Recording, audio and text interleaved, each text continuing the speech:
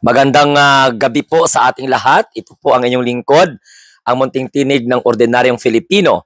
Kung kayo po ay bago sa ating Munting Tinig channel, huwag niyong kalimutan mag-like, share at saka subscribe. And please don't forget to hit the notification bell para lagi kayong updated sa ating mga live stream at sa ating mga uploaded video.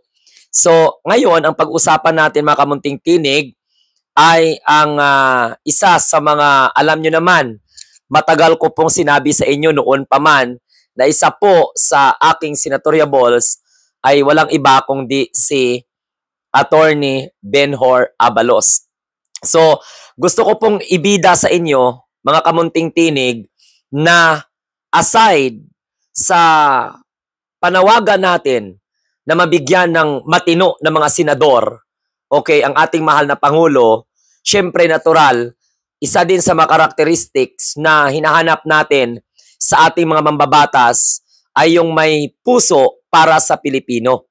Hindi para sa mga Duterte. Hindi para sa kung kani-kanino lang na mga politiko. Alam naman natin na ang iba, puro lang naman satsat. Puro lang naman mga ngawa-ngawa. Puro lang naman mga walang kwenta ang lumalabas sa kanilang mga bunganga. Kaya ako, bihira po ako mag-endorse ng isang kandidato. Basta sabi ko noon, lahat ng alyansa, iboboto po natin. Maliban lang kay Amy, maliban kay Camille Villar. The rest, kung mayroon pa kayong hindi gusto, it's up to you. Basta ang importante, bigyan natin ang ating mahal na presidente ng katuwang para mapagtagumpayan ang kanyang tinatawag na Philippine Development Plan from year 2023 to 2028. Para bago matapos ang termino ng presidente, maisiayos, maisabatas, at maisakatuparan ang mga legislative agenda na hindi lamang po para sa sariling kapakanan, kundi para sa kapakanan ng sambayanang Pilipino. So ito po ay isa sa mga na-endorse, actually na-endorse ko na to dati eh. Correct me if I'm wrong ha.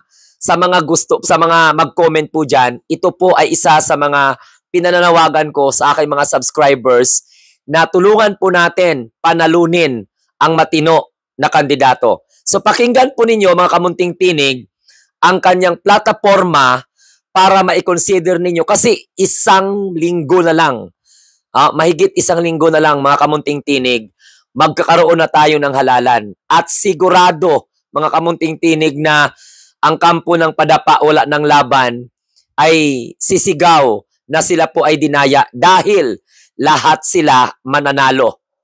Okay? At maraming salamat din dahil naobserbahan ko na aminin natin, okay, hindi pumapasok si Attorney Benhur Abalos. Dati po siyang DILG Secretary ng ating mahal na Pangulo. Pero, okay, sa kabutihang palad, marami pong mga Pilipino na pukaw ang puso at kaisipan at na-consider po ang kandidatura ni Sir Benhur Abalos.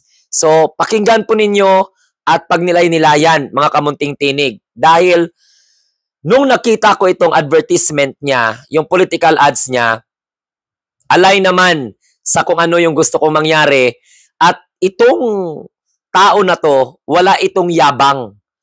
Okay? Nung hindi ko pa napanood itong kanyang political ads, sinabi ko na po sa aking mga subscriber na isa po sa aking mga senatoriables ay walang iba kundi si Attorney Benhur Abalos. Noon kasi, sabi ko butuhin lahat ng alyansa. Minus na yan si Amy at saka si Camille. I didn't mention, seldom ako nagme-mention ng mga pangalan.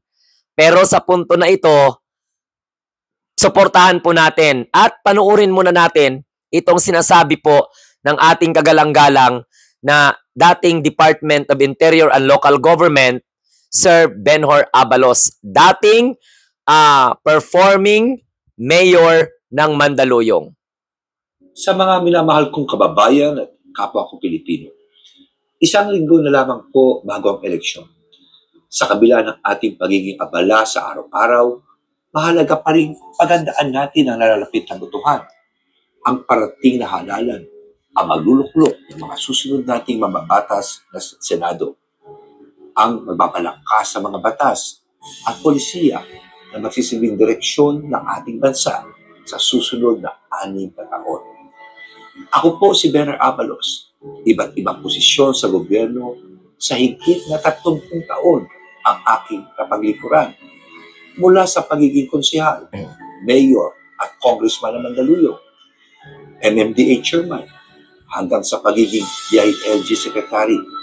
Naging saksi po kayo sa solid dating serbisyo. Hindi tayo bago sa aksyon. Hindi tayo bago sa totoong trabaho. Bagamat bagong apelyido sa Senado, hindi tayo bago sa pagsisilbi. Ramdam ko po ang bigat ng laban sapagkat nagsimula po tayo sa laylayan. Wala tayong pangalan at wala tayong kamag-anak sa national politics. Subalit, dahil po sa inyong tiwala at paniniwala, patuloy na lumalakas ang sigaw ng pangalan nating Abalos.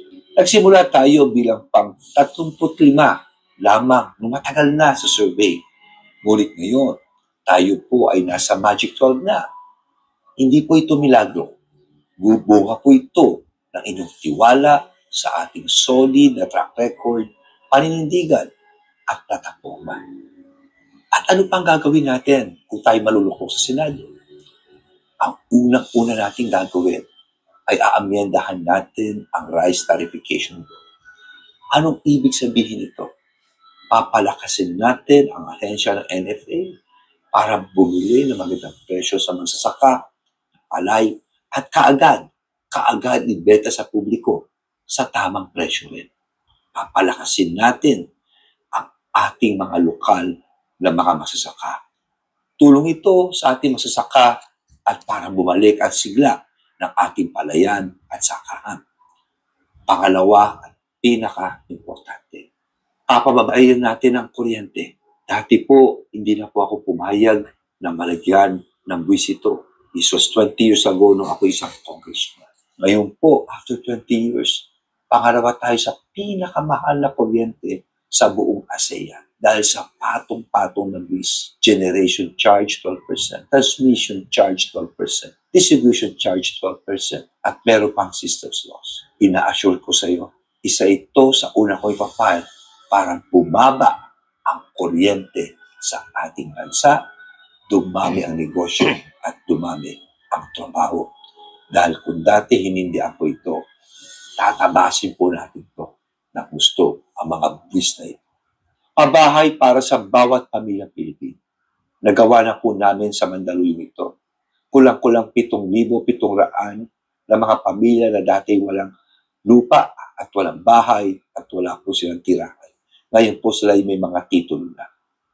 Tutulong po tayo para ang dating pangarap ay maging isa na pong realidad. Aamyendahan natin ang local government code para mas practical dahil 30 taon na ito. Para mas realistic ang magiging functions ng ating barangay, ng ating mga cities, ng ating mga munisipyo, ng ating probinsya, at ng national government. Para ang serbisyo ay talagang dire-diretso. Isa sa batas natin ang pagbibigay ng gratuity pay at incentives para sa mga job orders and service contractual employees. Dahil sa ngayon, wala po silang benepisyo. At itataas natin ang income tax exemption. Ilan lang po ito sa ating mga gagawin. Marami pa tayong ipa-file ng mga batas. Malapit na po tayo sa dulo. Mas lalo pong tumitindi ang pagnanais kong mapaglikuran kayo sa Senado. I submit myself. Mahirap man na trabaho, nakahanda po akong gawin ito para sa inyo. Kayo ang magsisilbing lakas at inspirasyon ko. Samahan ninyo ako patungo sa ating tagumpay. Ako po si Benar Abalos, number 1 po sa balota, solid sa Senado. Maraming salamat po. Ayan. Ayan mga kamunting tinig, okay? So, kung titingnan mo ang campaign ads ng tumatakbong Benhur Abalos, walang halong kaikikan. So, he identify possible problems that he wanted to address at realistic No? Realistic na mangyayari yan. Tsaka, hindi naman siya huli dahil unang-una naging congressman, naging mayor, naging cabinet secretary, may napatunayan naman, okay? At saka, hindi po ang campaign ads naninira. Wala siyang inaapakan na kalaban niya sa politika. Ang sa kanya ay he presented himself to the Filipino people as a choice. Okay? So, wag nating ipagkait ang ating boto sa isang kandidato na kung saan ay voluntaryo na ino-offer ang sarili, hindi para manira, hindi para mangintriga, kundi para ipaalam sa tao na ito ang problema na kailangan solusyonan. Pag makapasok sa Senado, ito ang problema na kailangan nating pagtulungan, okay, na masolusyonan. Mga kamunting tinig, mataas na usapin sa kuryente, he already identified that particular problems. May mga solution siya sa bawat problema na kanyang nabanggit. Ito pa, binibigyan niya ng halaga na pag siya po ay manalo, mag-amyenda sa rice tarification law. Kasi alam naman natin, Diyos ko, yung rice tarification law ay I'm very, very sorry sa dating administration. Ito po ang nagpahirap sa ating mga magsasaka. Kaya nung nakaupo ang ating mahal na presidente, ito yung inaddress ang problema sa agriculture. So here comes, may isang Benhur Abalos na ino-offer ang sarili na kapag siya ay palarin, okay, ito ang isa sa mga bigyan niya at pagtuunan ng pansin. No? Mabuti yung plano ni Secretary Benhur Abalos na pababain ang tax. Kasi pag mataas yung tax, apektado ang mga mamamayan dyan. Nakita nyo yung punto? And, syempre, andyan pa rin yung patatagin ang kapangyarihan ulit ng National Food Authority. So, malaki ang tinalon ng numero ni Attorney Benhur Abalos na hindi naman siya naninira. Nakita ninyo, mga kamunting tinig? Yan ay isa sa mga senatoriables na kung saan ay tumatakbo sa ilalim ng alyansa. At naging kaagapay ito ng ating mahal na Pangulo, okay, sa pagsawata sa mga big time na mga kriminal. Okay? At least, sa kanyang panahon, no, nahuli si Alice Guo at the same time, si Kibuloy. Pero hindi nagyabang ang mama na ito. Ginagawa niya lang ang kanyang trabaho, ang kanyang mandato, at responsibilidad na inatang sa kanya ng taong bayan. Di naman mahirap, no? Unawain, hindi mahirap intindihin, at klaro ang direksyon na gustong tahakin ni Secretary Benhur Abalos. Ako hindi naman ako mahiya na pakilala nito sa inyo dahil unang-una pa lang, hindi pa nagsimula ito mga ganitong klase mga political campaigns, isa pa lang na senatoriables ang binanggit ko na pangalan. At walang iba kundi si Attorney Benhur Abalos, yung dating mayor ng Mandaluyong at the same time naging congressman at naging cabinet officials at ang tatay nito ay ng dating Metro Manila Development Authority chairman. Nagiging MMDA chairman to at tatay naging COMELEC commissioner. So, yon, I'm very, very sorry. So, ganun mga kamunting tinig. Hindi mahirap ipagkatiwala ang isang boto sa taong sincero ang plataforma, sincero ang intensyon, hindi yung binubula ka lang, hindi yung sayawan ka lang, hindi yung kantahan ka lang. Nakikita natin yung diferensya. Sa bagay, lahat naman ng alyansa, senatoriables, maliban kay Amy, maliban kay Camille, hindi OA. Katulad, Diyos ko, ginoo ko, no? Hindi lang ako magbanggit, pero katulad sa iba, ayun, puro na lang Kulang na lang, maghubad na lang sa entablado para magkaroon ng name recall. Okay? So, hindi pa ako mahiya magsabi na bigyan natin ng pagkakataon na makapasok ito sa Senado. Dahil ang mga problema na nabanggit ni Secretary Abalos, okay, ay hindi po mga problemang kailangan ikahiya. Hindi. Kailangan i-identify yung mga problema na yan at ibigay sa tao ang pagpapaliwanag kung paano po masolusyonan. So yung plan ni Secretary Benhur Abalos, pag makapasok po siya sa Senado, based sa kanyang political advertisement, realistic. At nangyayari po yan kasi nirerespeto naman po, no, si Secretary Benhur Abalos ng kanyang mga kasamahan.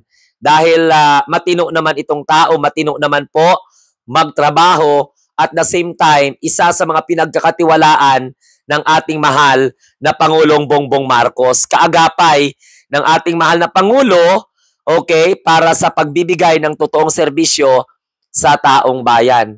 So, nung nakita ko itong advertisement, okay, natuwa naman ako kasi solusyonan ang problema sa rice tarification law na kung saan ay ang author ay si Cynthia Villar na nagkandaletse-letse ang ating mga magsasaka. Pangalawa, tugunan ang masyadong mataas na singil sa kuryente.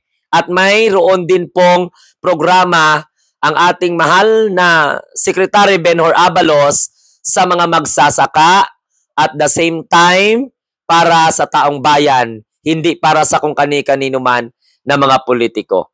So, very, very good. At saka, sana more political advertisement na mga katulad nito na walang paek-ek, walang paninira, alam kung ano yung direksyon na pupuntahan, alam yung dahilan kung bakit siya tumakbo, hindi na napag-utusan ng suka, tumakbo na kaagad. Okay? So maraming salamat po sa inyo sa walang sawang pagsuporta sa Team Alyansa.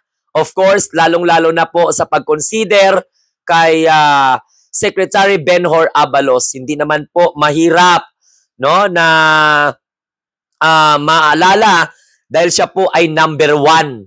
O, i-shade na ninyo kaagad-agad. Okay? Pero, ganun pa man, nakita natin kung paano po ipinakita ni Secretary Benhur Abalos ang sitwasyon sa ating lipunan. Pinakita niya, pinaalam niya sa atin ang mga problema at binigyan tayo ng pagkakataon ni Secretary Benhur Abalos pag nilay-nilayan kung paano po mabigyan ng solusyon ang mga problema na nabanggit niya na kinakaharap po ng taong bayan. Kudos sa ating lahat. Ito pong muli ang inyong munting tinig ng ordinaryong Filipino nagsasabing tayo po ang mga bagong Pilipino na may munting tinig sa bagong Pilipinas. Suportahan po natin at pakinggan muli, no?